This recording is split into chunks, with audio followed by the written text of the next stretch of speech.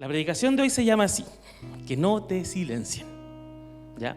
Y yo no sé cuántos de ustedes han tenido durante la vida, por ejemplo, yo me acuerdo que cuando yo era chico, a nosotros, los que son de mi generación o más atrás, se acordarán, ¿cierto?, que cuando estábamos en la mesa decían, cuando están los grandes hablando, los niños se callan, ¿cierto? A mí me lo decían siempre, porque yo era demasiado bueno para hablar, pero demasiado, extremadamente bueno. Era como mi sobrina, por eso que la amo tanto. Bueno para hablar, y siempre cállate, cállate, cállate, me decían así. Pero bueno, lamentablemente hay personas que les cuesta hablar hoy de grandes, y eso me lo puede corroborar Claudia, porque cuando niños los coartaron mucho en su expresión. Entonces de grandes les cuesta dar su opinión, de grandes se ponen rojos al hablar en público, estamos un poquito saturados. Por ejemplo, el otro día estábamos en una reunión en el trabajo y estábamos con la gerenta general de nuestra área y ella hacía preguntas, sí, comenten, y toda la gente estaba así como que nadie se atrevía a hablar, éramos como dos los que hablábamos todo el rato, como hablando por los demás. Y yo me daba cuenta que de verdad hay personas que les cuesta expresarse porque los han silenciado en su vida, les han dicho, no diga esto, lo hiciste mal, los han avergonzado tal vez, y esto no es bueno, sin duda alguna, no es bueno. Tenemos que expresar nuestra opinión, tenemos que no tener miedo, sino que decir lo que creemos. Hoy les voy a compartir una de las historias que a mí más me gusta de la Biblia, y les voy a decir por qué. Primero que todo, cuando yo era chico, yo no tenía tele. Ya eso es un trauma que acarrearé toda la vida. Cuando yo era muy chico y cuando todos los niños tienen tele, yo no tenía tele. Era el único idiota del curso que no tenía tele. Por lo tanto, la única forma que yo me entretenía cuando iba a la iglesia, tampoco existían los celulares ni existían las clases como existen hoy, que los niños van a su clase ahora y se divierten. Nosotros no nos divertíamos, nos tenían ahí debajo de la banca escuchando la predicación. 2 horas, y ahí teníamos que estar. Y sin tablet, sin celular, escuchando, callado. Y el pastor le decía a mi mamá, cállale, hermanito Miguel. Era terrible. Entonces, la única entretención que ahí me quedaba era agarrar la Biblia, porque eso sí, siempre fui bueno para leer. Aprendí a leer a los 5 años. Y me leía la Biblia, y yo me imaginaba las cosas, tengo mente de cineasta siempre, de chico me imagino todo lo que leo. Y esta historia me encantaba, porque es la historia de una reina que es muy mala. Y como cuando unos chicos no le atraen los personajes malos, a mí me gustaba esta reina porque la encontraba mala. Y no sé cuántos conocen la historia de ella, de la reina Jezabel. ¿Cuántos han oído hablar de la reina Jezabel? Ahí Zenaida me dice que sí. Para los que no, vamos a hacer como siempre yo hago, un pequeño resumen. Pero primero vamos a leer este texto que va a ser nuestro texto base. Está en Primera de Reyes 19, 1 al 4 y dice así: Cuando Acab llegó a su casa, le contó a Jezabel todo lo que Elías había hecho, incluso la manera en que había matado a todos los profetas de Baal. Entonces Jezabel le mandó este mensaje a Elías: que los dioses me hieran e incluso me maten, si mañana a esta hora yo no te he matado a ti, así como tú los mataste a ellos. Elías tuvo miedo y huyó para salvar su vida. Se fue a Berseba, una ciudad de Judá. Dejó allí a su sirviente, luego siguió solo todo el día hasta llegar al desierto. Se sentó bajo un solitario árbol de retama y pidió morirse. Basta ya, Señor, quítame la vida, porque no soy yo mejor que mis antepasados que ya murieron. Y este texto nos está contando una parte, pero yo ahora les voy a hacer el resumen de todo lo que pasó antes para que nos interioricemos si no conocemos la historia, ¿ya? Los que siguen ahí saben de qué me estoy refiriendo. Bueno, Israel, en los tiempos del rey David era un solo país, ¿ya? En los tiempos de Salomón también era un solo país, pero cuando en el reinado del hijo de Salomón, Roboam, se dividió en dos. Una parte fue el reino del norte, que es Israel, el que está con amarillo, y la parte, el reino del sur, que era Judá, ¿ya? En el reino de Judá vinieron sucesivos reyes, y uno de esos reyes fue el rey Acab. Acab fue uno de los peores reyes que tuvo el reino de Judá, ¿ya? Y este rey, no solo con no ser un buen rey, además tomó para sí una esposa fenicia, que era esta mujer, la reina Jezabel. La reina Jezabel lo primero que hizo cuando llegó al reinado fue influenciar a su marido, porque era una mujer muy manipuladora. Los que quieran conocer, por cierto, la historia de la reina Jezabel, pueden ver una serie que se hizo de ella, muy buena en series bíblicas, lo mismo que hicieron Moisés y los 10 mandamientos. Está la serie de Jezabel, es buena, se los recomiendo. ¿Qué hizo ella? De a poquito fue metiendo sus sus manipulaciones, porque era una mujer muy manipuladora, y logró instaurar en Israel, en el reino de Israel, dije el reino de Judá, en Israel estamos hablando. En Israel instauró a la adoración a Baal y a Aserá, que son esos dos dioses. ¿Ya? Derribó la adoración, empezó a eliminar sistemáticamente a los profetas y trajo estos dioses al pueblo. Obviamente el pueblo de Israel siempre fue un pueblo guiado por Dios. Por lo tanto, Dios estaba molesto con esto. Y ahí es cuando se levanta el profeta de Dios, Elías, y le dice al rey Acab que, por tanto, como él ha abandonado a Dios y se ha vuelto a los dioses, desde ese día no va a haber lluvia en Israel, como castigo a este rechazo que el pueblo ha tenido hacia él. Efectivamente, en 3 años y medio no llueve en Israel. 3 años y medio. Hagámonos la idea. Era un país desértico, que de por sí la lluvia es poca, y en 3 años y medio no cae una sola gota de agua. El país empieza a sufrir ruina, empieza a sufrir sed, por supuesto, los animales empiezan a morir, es un desastre. Y Elías desaparece de la escena, Elías se va, y Elías le dice, cuando me vuelvan a ver la cara, ahí recién va a volver a llover.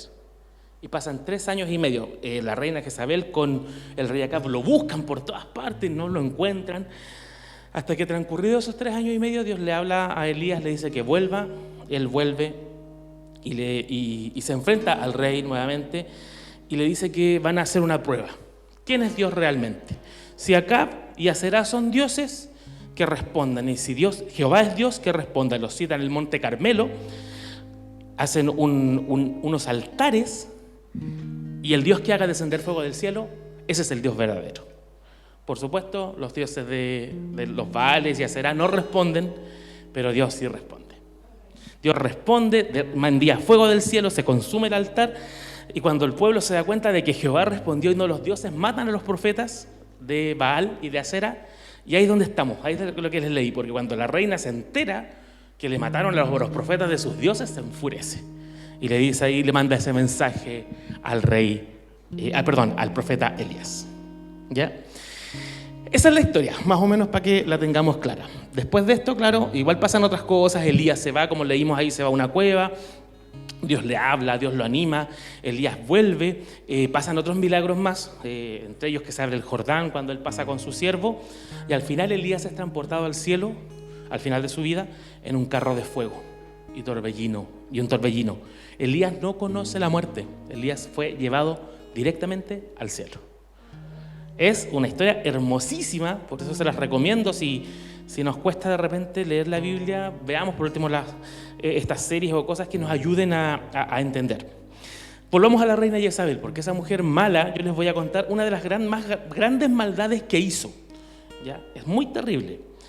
El rey Acab, entre todo este tiempo de sequía que hubo, le dio la viña a un hombre en Jezreel, donde ellos tenían su casa de campo.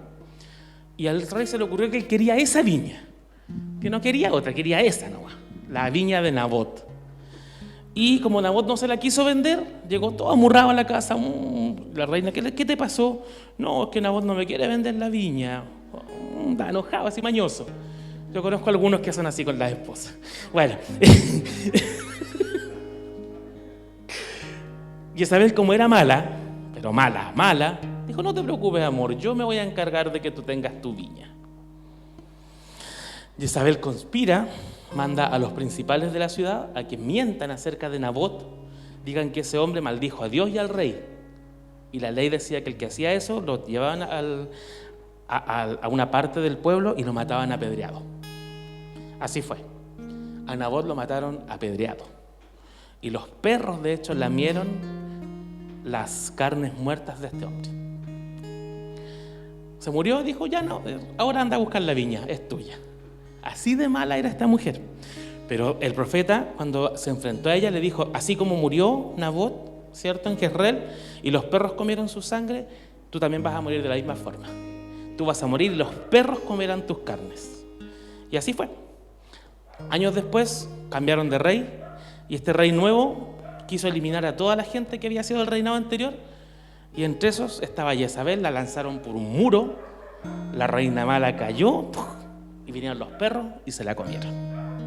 Por eso me gustaba la historia, porque se comían a la mujer mala al final, era muy bueno. Era como entretenido. ¿Se dan cuenta que la historia es muy entretenida? Ya, dicho esto, este personaje malo a mí me llamaba la atención, lo reconozco. Pero después yo, entre todas mis entretenciones bíblicas, llegué a Apocalipsis y me di cuenta que en Apocalipsis es mencionada esta mujer nuevamente. Siento que la mujer ya había muerto en el Antiguo Testamento, pero aparece mencionada nuevamente. Y eso siempre me generó mucha curiosidad. Les voy a leer lo que dice el Apocalipsis, en la carta que escribe el ángel de Dios a la iglesia de Tiatira. Dice así: escribe esta carta al ángel de la iglesia de Tiatira. Este es el mensaje del Hijo de Dios, el que tiene los ojos como llamas de fuego y los pies como bronce pulido. Yo sé todo lo que haces. He visto tu amor, tu fe, tu servicio, tu paciencia con perseverancia, y veo tu constante mejoría en todas estas cosas. Pero tengo una queja en tu contra. Permites que esa mujer, esa Jezabel, que se llama a sí misma profetisa, lleve a mis siervos por mal camino. Ella les enseña a cometer pecado sexual, a comer alimentos ofrecidos a ídolos. Le di tiempo para que se arrepintiera, pero ella no quiere abandonar su inmoralidad. Por lo tanto, la arrojaré en una cama de sufrimiento, y los que cometen adulterio con ella sufrirán terriblemente, a menos que se arrepientan y abandonen las maldades de ella. Heriré de muerte a sus hijos.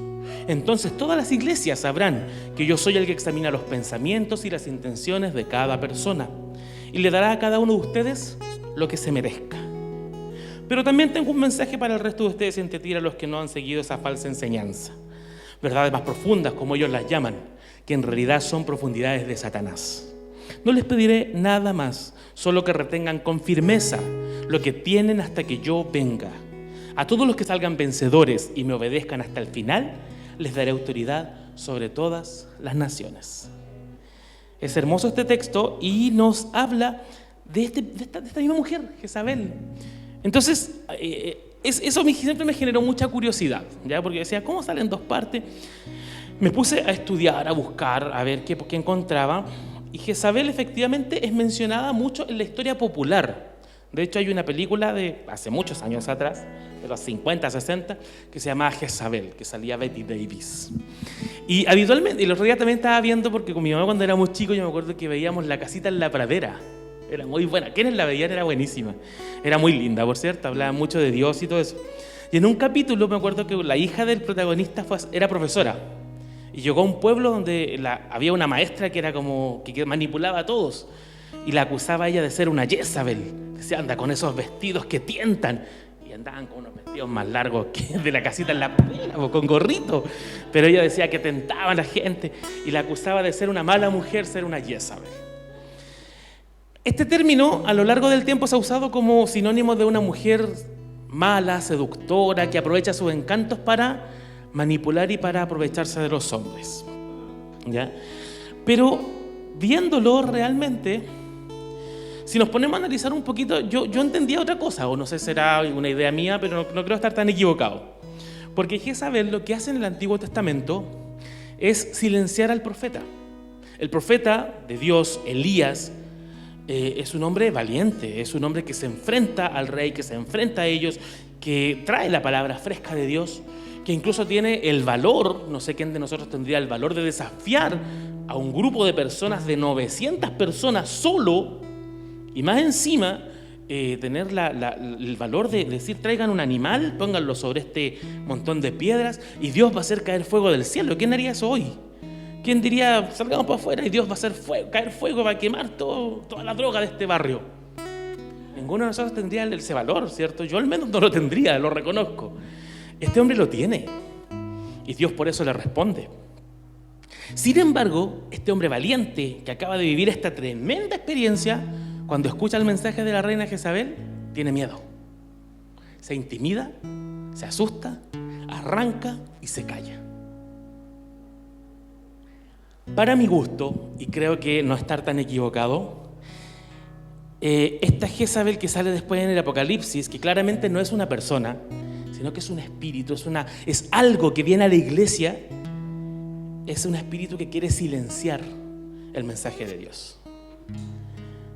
Y eso me hace mucho más sentido.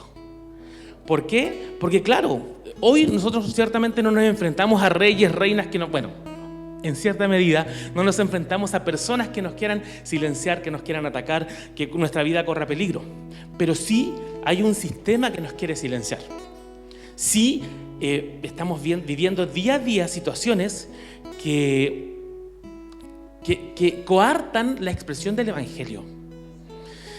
Yo recuerdo, por ejemplo, que cuando yo estudiaba, en los años 90 aproximadamente, cuando hubo una explosión de cristianismo a nivel latinoamericano, sobre todo me acuerdo que en México hubo este gran boom de una nueva alabanza, surgieron movimientos, ministerios como el de Marcos Witt, de Marcos Barrientos, hubo un crecimiento, hubo un avivamiento importante en esos años.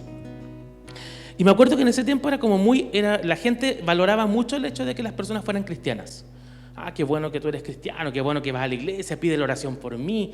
La gente era como mucho más receptiva y más respetuosa de esto. De hecho, nosotros en ese tiempo llegamos acá al barrio y la gente, independiente de que hubieron dificultades, pero la gente respetaba mucho más, ¿ya?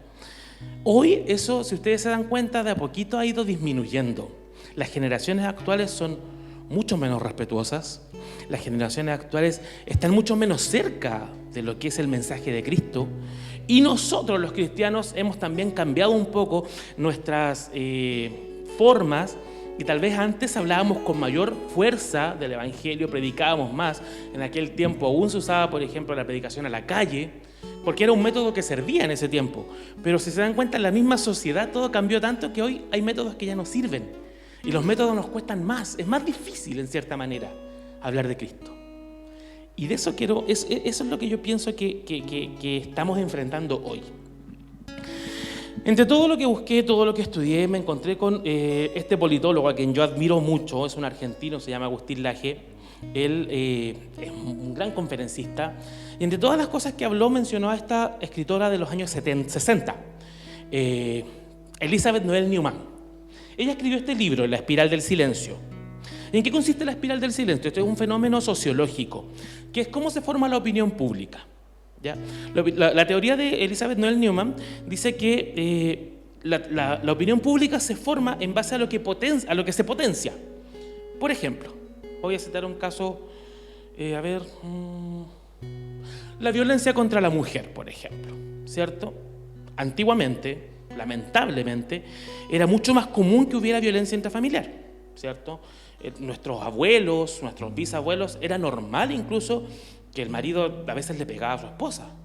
Estaba normalizado, ¿cierto? Nuestras abuelas vivieron violencia intrafamiliar en sus casas, con los hijos era mucho más violento, ¿cierto? A los hijos les daban palo, correa, lo que hubiera, ¿cierto? Hoy eso ya no pasa. ¿Por qué? Porque igual hemos potenciado esas cosas y hoy socialmente todos sabemos que no corresponde eso, que no está bien, ¿ya? ¿Por qué? No porque todo el mundo se hubiera puesto de acuerdo y pensó que era lo mejor, sino que hubieron pequeños focos que empezaron a levantar esa verdad y a hacerla, a masificarla, a tal punto que nos llegó a todos y todos hoy lo entendemos así. No sé si me di a explicar bien, ¿sí? Ya. Ahora, a la inversa, hay verdades que todo el mundo cree que son buenas, ¿cierto? Pero cuando las empezamos a cambiar, a minorar, a reducir, a hacerlas cada vez menos, de a poquito nos vamos olvidando de ellas. Por ejemplo, el respeto a los adultos, ¿cierto? Yo me acuerdo que en mis tiempos mi abuela de una pura patada me hacía pararme en la micro porque dele el asiento a la señora. Y es verdad, pues no tenía que irse de pie todo el camino para darle el asiento a las señoras que venían. Yo hasta el día de hoy no me siento en el metro porque tengo esa costumbre, que se sienten las señoras. Pero hoy, por ejemplo, los más jóvenes no tienen esa costumbre, porque a ellos no se les inculcó, sino que esta es una realidad, el respeto, pero se minoró, se redujo y al final hoy casi nadie la tiene como una práctica. ¿A qué quiero llegar con esto? A que esta espiral del silencio es una constante que hoy estamos viviendo nosotros como sociedad. Y lamentablemente nuestras verdades, las verdades cristianas, han sido pasadas por este filtro social y siento que hoy hablar de Cristo o la verdad de Cristo es mucho menos masiva, es mucho menos influyente en la sociedad, ¿cierto? Y lamentablemente esta no influencia del cristianismo está afectando a la sociedad.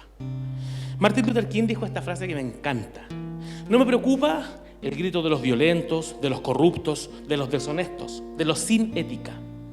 Lo que más me preocupa es el silencio de los buenos. Y creo que lamentablemente la iglesia ha vivido este efecto. Ahora, cada uno de nosotros tiene que analizarlo a modo personal. Yo hablo a un modo macro. Pero creo que la iglesia está muchas veces como Elías, con miedo, ¿cierto? Nos han pasado cosas que ¿qué hacemos? Mejor huimos, nos callamos y nos vamos a la cueva. Y ahí nos quedamos, en silencio.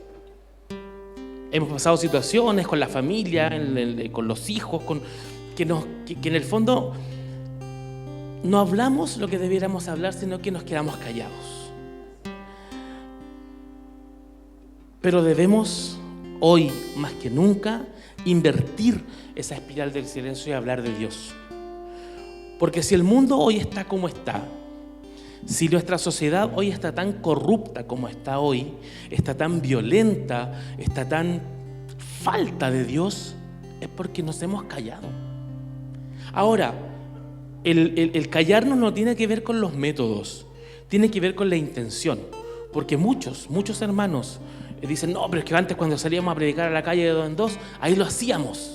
Yo me acuerdo incluso de una vez que nosotros hicimos el análisis y dijimos, ¿cuántas personas han llegado a la iglesia porque se salga a predicar a la calle en dos?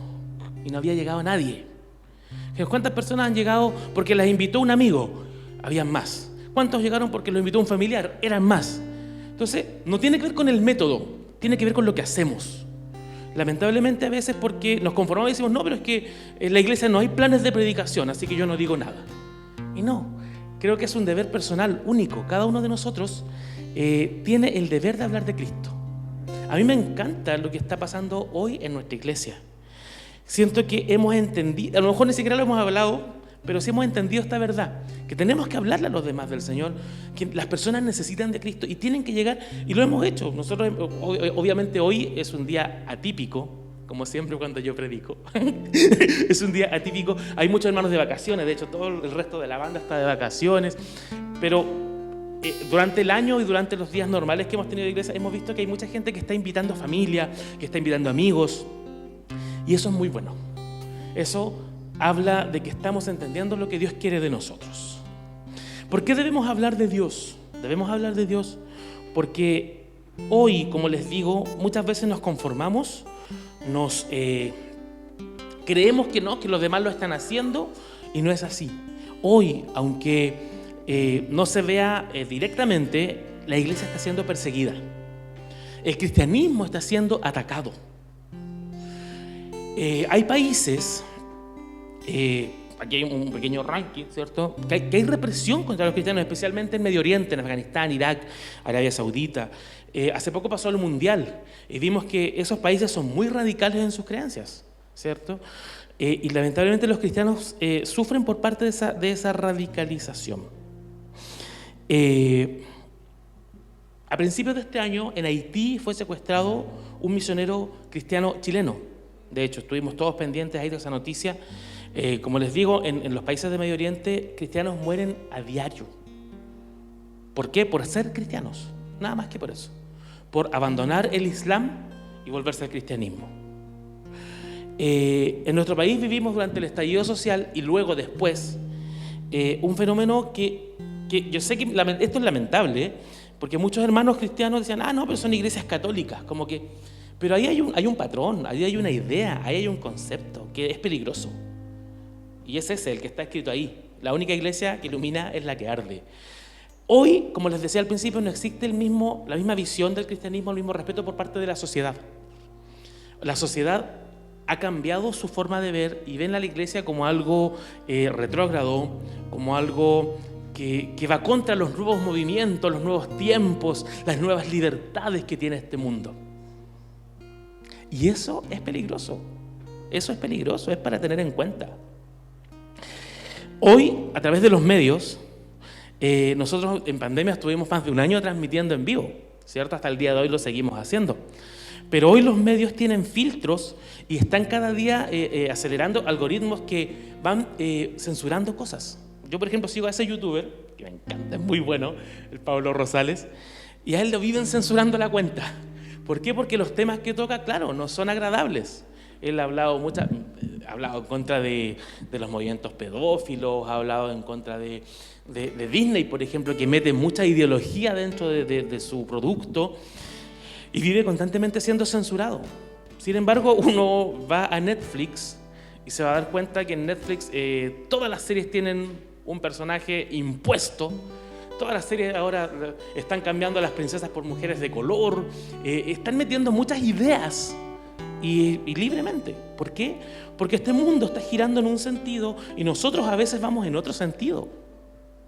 Y en algún punto de ese camino chocamos. Y ahí está lo peligroso. Cuando chocamos, ¿qué va a prevalecer? ¿Qué vamos a hacer nosotros? ¿Nos vamos a quedar callados o vamos a levantar nuestra voz? Eso es preocupante, porque siento que lamentablemente hemos callado nuestra voz en muchas cosas, ¿cierto? Los hermanos más antiguos, si hay algo que le reclaman a las nuevas generaciones, es eso. Ellos dicen que las generaciones actuales somos más livianas, más light, y no tiene que ser tan así. Tal vez las formas, como digo, cambian, pero el mensaje, la esencia, nunca debería perderse. Debería ser siempre la misma. En Hechos 19, el Señor le habló a Pablo esto y creo que es parte de lo que nosotros hoy debemos hacer para nosotros mismos. Tomar esta palabra y decir, esto es para mí. Dice, una noche el Señor le habló a Pablo en una visión, le dijo, no tengas miedo. Habla con libertad, no te quedes callado, pues yo estoy contigo. Nadie te atacará ni te hará daño. Creo fielmente de que es tiempo de que nosotros mismos nos analicemos y nos planteemos dónde estoy de pie yo frente a esta realidad. Porque el cristianismo, si creció a lo largo de los años, cuando estudiamos la iglesia apostólica, la iglesia perseguida, esos cristianos que fueron lanzados a los leones en el circo romano, esos cristianos que fueron quemados en hogueras por Nerón, y muchos más de los mártires de la iglesia primitiva, si hay algo que tenían ellos, es que tenían una convicción única. Yo siempre me pregunto, y este tema siempre me quiebra, me encanta, de hecho es mi tema favorito en teología, el tema de la historia de la iglesia, porque siempre me he preguntado esto: ¿cómo hubieron hombres y mujeres que estuvieron dispuestos a dar su vida? ¿Por qué? ¿Por qué? ¿Qué les pasó a ellos? ¿Qué vivieron? ¿Qué experimentaron? ¿Qué sintieron? ¿Qué cosa cambió tanto sus vidas que estuvieron dispuestos a darla por esta causa? Siempre me lo he preguntado. Y creo que ellos entendieron quién es Cristo.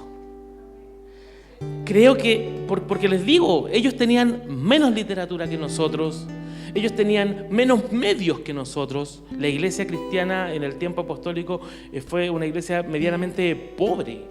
No eran grandes millonarios que se convertían, no, era gente común.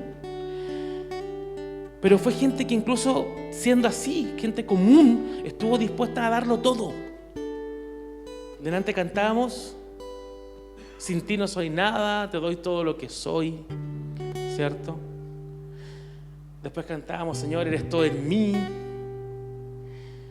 Y a veces, yo me planteo, me pregunto y digo, ¿realmente Dios es todo en nosotros? Yo digo, Dios es lo más importante para nosotros. ¿Estaríamos dispuestos, como estos personajes bíblicos, a dar la vida por Dios? Y a veces me queda la duda, honestamente. Y estoy hablando de mí, no estoy hablando de nadie, estoy hablando solo de mí. Estoy hablando de mí, de que muchas veces soy yo el que me he quedado callado cuando han surgido temas de conversación o cuando se han burlado del Evangelio. A veces me he quedado callado, porque incluso el propio testimonio de uno a veces lo silencia. ¿Cómo le voy a dar ánimo a esta persona si yo la semana pasada andaba con la cara de 5 metros? Cosas mínimas tal vez, cosas grandes. Pero creo que lo importante es que si Dios nos vuelve a hablar esto hoy, es porque hay una esperanza. Y con eso quiero concluir.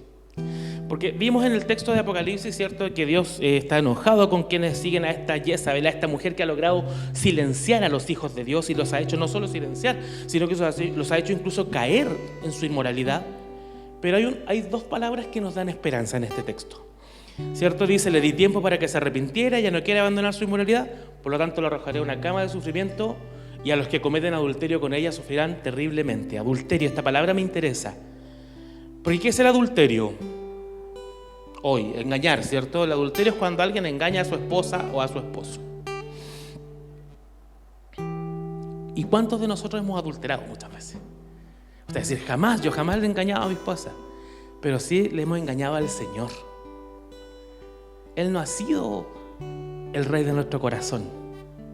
Lo hemos engañado con cosas, con trabajos, lo hemos engañado con nosotros mismos incluso. Somos más importantes nosotros que Él. Y eso es duro o sea, yo les digo, cuando yo hago esta predicación, la voy viendo, me doy cuenta que somos súper infieles nosotros. Y nos creemos de repente tan bacanes y decimos, no, que yo soy cristiano, yo no fumo, no tomo, pero fallamos en otras cosas, porque el amor que debiera tener nuestro Señor, que el amor que se merece nuestro Señor, que nosotros le demos, no se lo damos. Me encantaba lo que ayer nos contaba Claudia del libro. Hay un escritor buenísimo, maravilloso, Itiel Arroyo. Él decía, ¿por qué Dios usó la paloma para ejemplificar el Espíritu Santo? Es un animal dulce, noble, ¿cierto? Una paloma blanca. ¿Qué harían ustedes si tuvieran una paloma aquí en el hombro? Imagínense que tiene una paloma en el hombro, que se para aquí en el hombro de ustedes. Es impresionante. Imagínense cómo sería estar todo el día con esa paloma. ¿Cómo andaríamos? Tranquilos para que no se vuele, ¿cierto? Calmados. Nos procuraríamos que nada la afecte, porque se va a volar, se va a espantar. Asimismo el Espíritu Santo. Él está con nosotros. Esa figura, esa paloma está con nosotros, pero ¿cuántas veces no nos interesa lo más mínimo que se vuele? Y hacemos lo que queremos con nuestra vida, y vamos para allá, vamos para acá, comemos esto, hacemos todo otro, hacemos planes. Nuestras vidas giran. Y en un punto de veras que también está el cristianismo en medio de mi vida. Y esa es la diferencia de nosotros con estos cristianos primitivos. Porque para ellos, ese Espíritu Santo que recibieron en Pentecostés, ese Espíritu Santo que recibieron cada vez que hubieron bautismos del Espíritu Santo, era algo que cuidaban, era algo que amaban, era alguien importante para ellos. Y para nosotros también tiene que ser. Lo bueno, como les dije, es que aquí hay 2 palabras claves. Dice, la arrojaré en cama de sufrimiento a los que cometen adulterio con ella, a menos, aquí está la salvedad, aquí colguémonos nosotros de esto, a menos que se arrepientan y abandonen las maldades de ella. Hoy el Señor nos está llamando a pararnos. Hay un texto que los hermanos lamentablemente usan muy mal. Dicen, parados en el camino y preguntar por las sendas antiguas. Y creen que las sendas antiguas es volver a hacer la iglesia que se hacía en los años 60 y 70. Hay algo de esa iglesia que sí tenemos que rescatar. No es la forma, es la devoción. Porque nuestros hermanos de los años 60 y 70 aquí en Chile fueron atacados. Conocemos testimonios de hermanos a los cuales les tiraron agua cuando salían a predicar a las calles. Orina, incluso, baldes. Hermanos nuestros hermanos incluso del primer siglo, acá cuando llegó el cristianismo, ni siquiera tenían un lugar donde ser enterrados. Los botaban del Cerro Santa Lucía para abajo, para atrás, porque no merecían ser sepultados en un campo santo. Eso sí es donde tenemos que pararnos nosotros hoy, 2023, y mirar esa senda antigua, nuestros hermanos que tuvieron un encuentro con el Señor y estuvieron dispuestos a entregar sus vidas. Porque eso no ha cambiado. Hoy estamos en el 2023, claro, tenemos tecnología, tenemos imágenes, tenemos internet, todos gracias a Dios hoy tenemos comodidades, vehículos, vivimos mucho mejor. Pero la esencia del cristianismo no tiene que cambiar. Dios nos ha regalado todas estas cosas y la sociedad hoy ha avanzado, pero nuestro amor por Dios no tiene que cambiar. Ese es el llamado del Señor. Es tiempo de arrepentirnos, volver a empezar y ser la voz de Dios en este mundo. Yo confío en el Señor de que por algo Él nos quiso hoy hablar de esto. A mí en lo personal el Señor me volvió a hablar porque somos humanos, somos como este Israel que cada cierto tiempo estúpidamente nos volvemos a los otros dioses.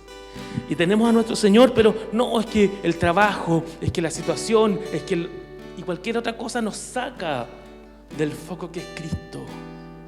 Pero el llamado hoy es volvámonos al Señor. Cada uno sabe en su corazón, yo no le voy a decir, usted tiene que volverse, y usted también, no. Es algo tan personal, hermanos míos. Es tan personal esta relación que tenemos que tener con Dios. Con esta paloma, no, se me encantó, me voló la cabeza ese ejemplo. Porque Dios, su Espíritu Santo, Dios, el Espíritu Santo está con nosotros cada día, en cada situación. Él vive con nosotros, Él mora en nosotros. Por lo tanto, tengamos la conciencia de esto, de que el Señor está con nosotros. Por lo tanto, imagínese lo que es vivir, si usted fuera todos los días a trabajar con su esposa, a carretear, a lo que sea, uno se portaría distinto, ¿cierto? Porque claro, está mi esposa, no puedo hacer. Así mismo debiéramos ser con Dios, si Él está con nosotros siempre. Entendamos esto. 1. Segundo, pensemos, ¿es necesario que hagamos un cambio en nuestras vidas? Yo creo que cada uno respóndase para sí misma y para que ninguno de nosotros quedemos, pero yo creo que en nuestro corazón podemos entenderlo. Y lo que es mejor es que el Señor, si hoy nos está permitiendo oír esto, si el Señor nos tiene aquí es porque Él es quien nos brinda el perdón. Si podemos arrepentirnos, es porque Dios, como decía una canción que escuchábamos ayer, no le importa el pasado. El pasado nosotros siempre lo marcamos, lo cargamos, lo arrastramos, nos ponemos la mochila del pasado y vamos así por la vida. Pero no, la palabra que dice, reciban el Espíritu Santo y el bautismo para perdón de pecados. Cuando el Señor nos perdona, Él nos saca la mochila y la quema, la bota, la lanza al fondo del mar, dicen algunos. Muchas veces nosotros mismos no nos perdonamos, el Señor ya nos perdonó. Y si no nos ha perdonado, pidámosle perdón. Y Él lo va a hacer, si es posible. El perdón de Dios es la base del Evangelio. Si no creemos en el perdón de Dios, no sé qué estamos haciendo acá. De verdad. Porque la base del Evangelio, la muerte en la cruz, el sacrificio de Cristo es perdón. Cristo hizo todo lo que hizo para perdonarnos. Y nosotros a veces no valoramos eso o no validamos ese sacrificio y ese perdón. Y cargamos con nuestras culpas, con nuestros errores de toda la vida. No, es que yo fui así, yo fui acá. No, hoy es día aceptable del Señor para recibir su perdón y reiniciarnos. Como puse aquí, volver a empezar. Si hoy estamos escuchando esto, si hoy Dios nos está hablando, es porque hoy Dios quiere que volvamos a empezar y hacer lo que Él quiere, lo que Él siempre ha querido que seamos nosotros, la voz de Dios en este mundo. Hace tanta falta la voz de Dios y muchas veces hay silencio porque nosotros mismos no estamos siendo esa voz. Eso es lo que les quería compartir esta mañana. Creo que Dios nos está hablando, nos está impulsando a tiempos nuevos. Nuestra iglesia está viviendo tiempos nuevos. Vamos a seguir viviendo cosas nuevas, eso se los aseguro. Este año viene, como decía nuestro pastor, un año 2023 guiados por su Espíritu Santo. Esa es la idea. Este año vamos a ser guiados por Dios a donde Él nos quiera llevar. Pero una de las claves para que pueda ocurrir esto es que nos arrepintamos, recomencemos. Porque sin duda va a ser mucho mejor ir de la mano del Señor libres y livianos que como tal vez hemos estado hasta el día de hoy. Les quiero invitar que se pongan de pie, por favor, y oremos al Señor y le agradezcamos a Dios por esta palabra. Padre mío, gracias. Gracias, Santo Dios, porque tú nos hablas nuevamente, bendito Rey. Primero que todo, Dios, te pedimos perdón, Padre. Te pedimos perdón porque sabemos que hemos fallado, bendito Dios, de muchas maneras. Hemos sido infieles, hemos sido miedosos, no hemos confiado en ti, Señor.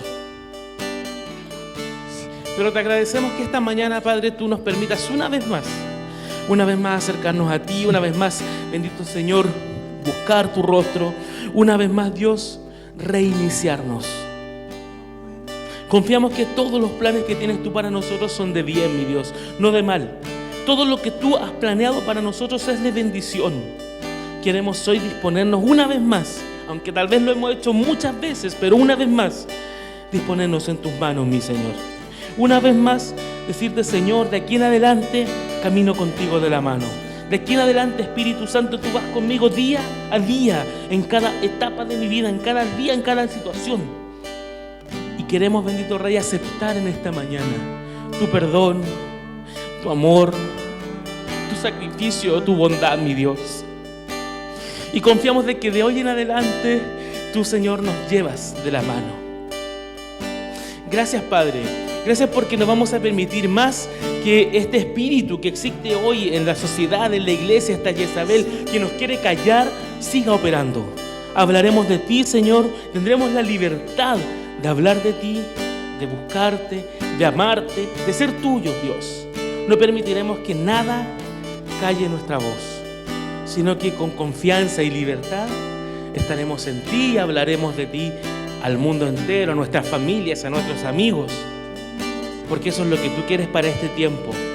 Hoy hay más gracia que nunca en la historia de la humanidad, porque tú vienes muy pronto por la iglesia y muchos aún necesitan ser salvos. Gracias, Padre mío, por esto.